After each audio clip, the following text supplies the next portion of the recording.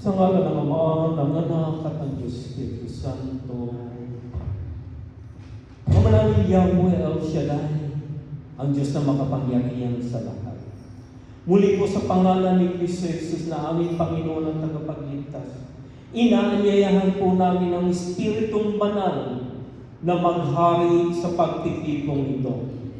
Hinihiling po namin sa iyo, Panginoong Yesus, sa pangalan mo, na ang Espiritong Banal ang magpalaya sa lahat ng masamang Espiritong umaaligid sa tahanan ito. Sa kapangyarihan mo, Espiritong Banal, hinihiling namin na maghari ka. Pagharian mo ang gawain ito. Huwag mo pong hayaan na magkaroon ng distraction sa pagtitipong ito. Huwag mo pong hayaan, Espiritong Banal, na mag-distract kami sa aming pakikinig ng iyong banal na salita.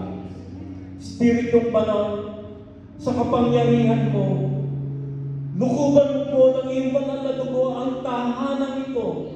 Lukuban mo po ng iyong banal na dugo ang bawat isang naririto.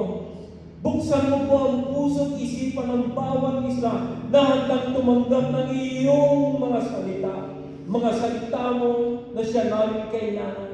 Espiritong Banal, maghari ka at malaya kang makakakilos sa tahanan ito. Sa iyo namin, Espiritong Banal, ipinagkakatiwala ang katagumpayan ng gawain mo sa pangalan ni Kristo Jesus.